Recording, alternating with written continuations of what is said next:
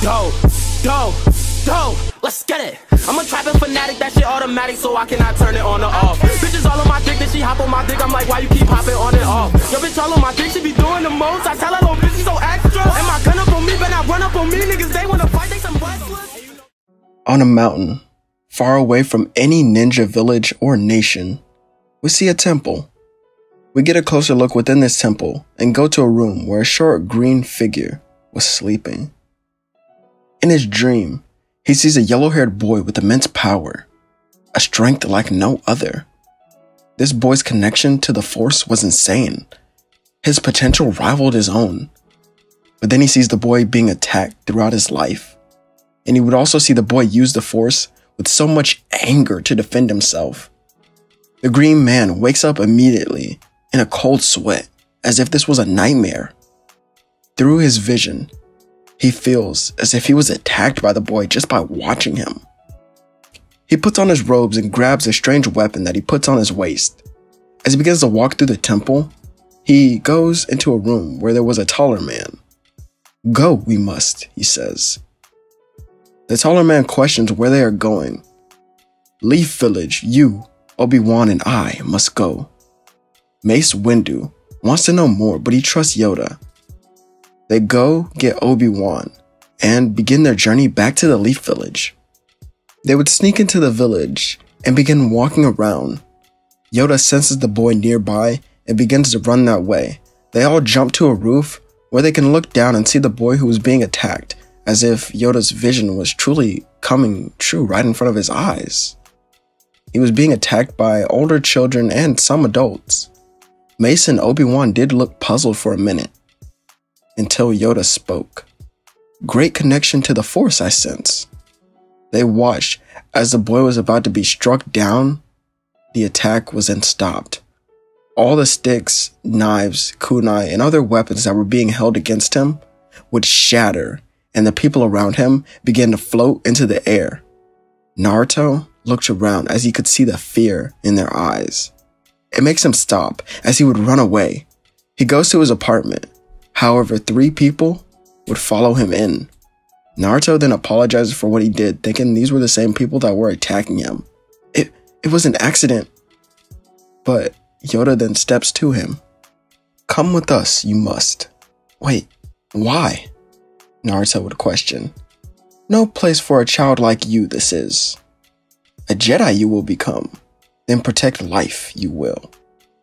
A 5-year-old Naruto wants to ask more questions, but he decides to go with them. For some reason, he trusts them. He feels more safe in their presence than he does here at all. Even with Hiruzen, this security he feels with them, it's different. He's taken to a temple within the mountains, and within this temple he sees all types of people. He walks with Yoda as they were about the same height, and Yoda would look back at Mace Windu. "A new student you will have." Mace was shocked, but he was pleased. He kneeled down to the boy that hid behind Yoda. Mace's presence seemed to frighten the boy a little bit. "You will be my Padawan once you have completed your basic training with the other younglings." Naruto nodded and was brought to where his training would begin. Another year or 2 would go by until Naruto was ready. He was the star of his class. He was funny, smart at times, charming to the girls, but most of all, he was daring. This personality reminded everyone of someone who used to be in the temple, but he was no longer here. Mace then begins the real training of Naruto. Mace was known around the temple to be wise and strong, but also very strict. Naruto learned this firsthand, as the first task he was given was to control his rage and anger under any circumstance. Mace would criticize him constantly on everything that he did to see how the boy would react.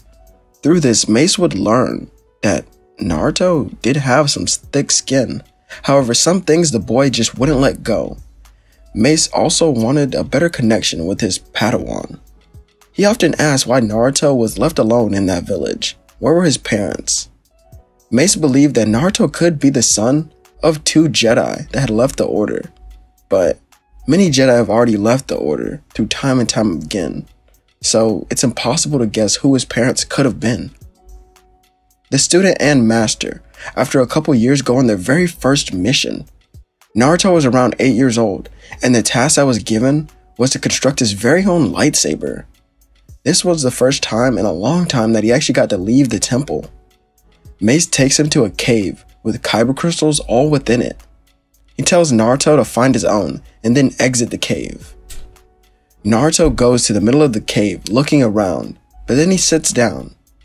Due to the strict training that he received, Naruto was oftentimes very tactical and serious, but he still had his normal goofy side as well. Naruto sits in the middle of the room and begins meditating within the forest while closing his eyes. After a while, he sees a dim light. He would stand up and begin walking towards it, as he would outstretch his arm, trying to reach towards it.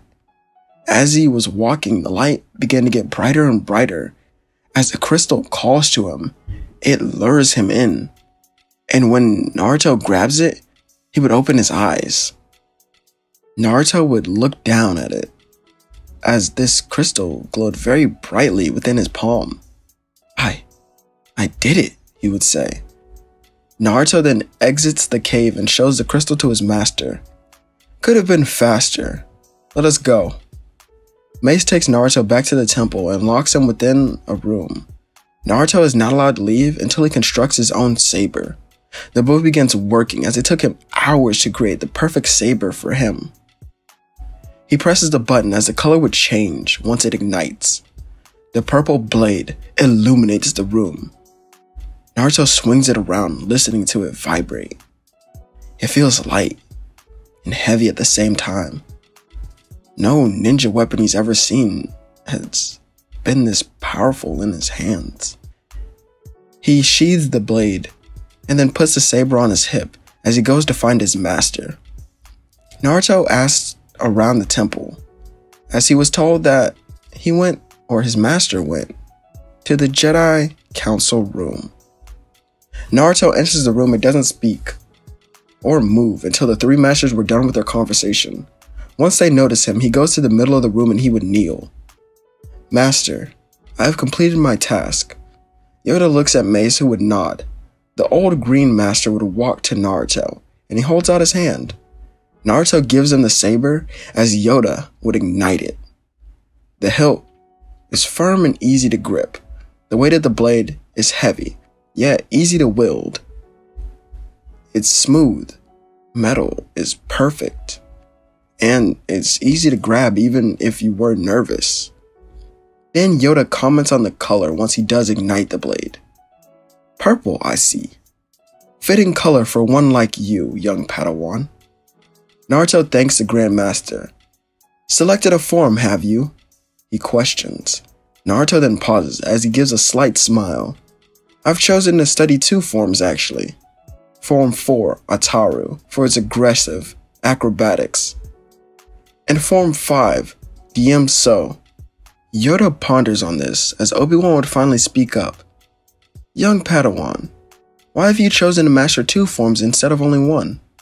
Naruto then continues speaking while bowing. Master Obi-Wan, I wish to master both of these forms and create a new one that will be derived from the 2 of them. All 3 masters seemed shocked by this. But before Mace could say anything, Yoda placed his hand on the head of Naruto. Guide you, the Force will. But lost to desire you will not. Naruto nods, and his master would order him to come with him. Mace takes Naruto to a sparring room, where he gets to spar against simulation robots. Since you want to be a master of 2 forms, you will have to train harder than all of your peers, and harder than ever before, my Padawan. Yes, master. Naruto's training would now truly begin. Another time skip would happen as we would see an 11-year-old Naruto. He's still a Padawan, but now he seemed a lot stronger. Not only was he a great duelist at the top of his age group, but he also was very powerful within the Force. Mace Windu tells the student that he and his master, Yoda, are going to travel to each village. Naruto doesn't question this at all, as he would wait. 5 months later, Master Obi-Wan, Mace, and Yoda would return. The Jedi now serve each village to help protect the peace of the world. Communicators were given to each village to alert the Jedi if something bad were to happen. The first alert would be from the Leaf Village. A month later, actually. Hiruzen explains that a trading route had been blocked off somehow. He tried to send some elite ninja that way, but none have returned. Yoda believes Master Windu and Naruto could handle this on their own, without his help. Naruto was very excited for his first mission, but he remained focused.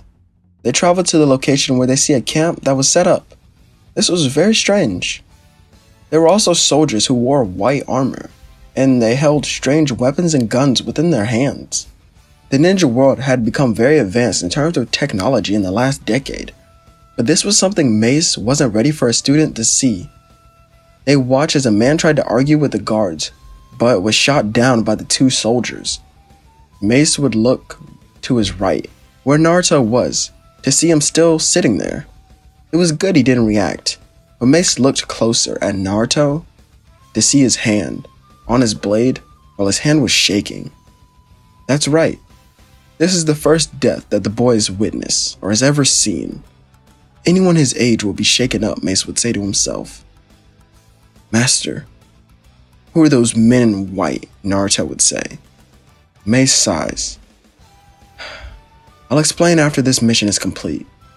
The two would infiltrate the camp that was set up, as they would move around using the Force to conceal their presence. They don't find anything but the men in white suits. Mace wonders where the person that was ordering them is, as Naruto watches one of the men in white go into another tent that seemed to be a lot bigger than the rest.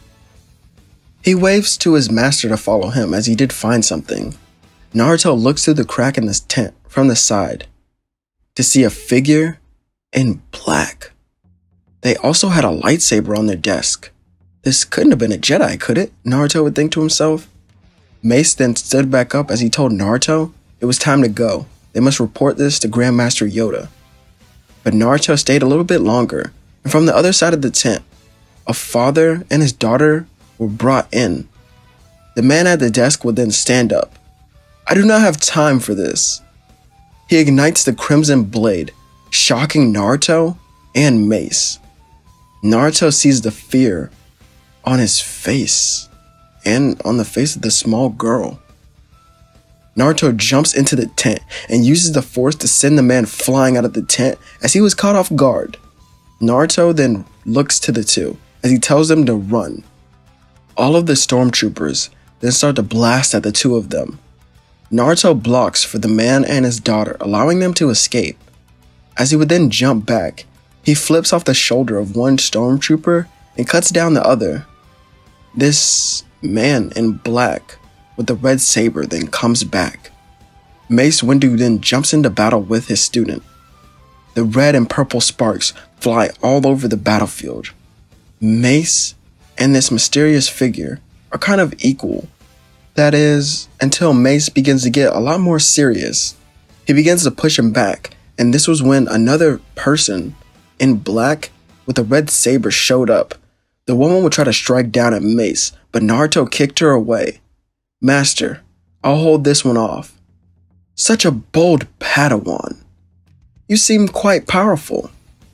The Jedi will not help you.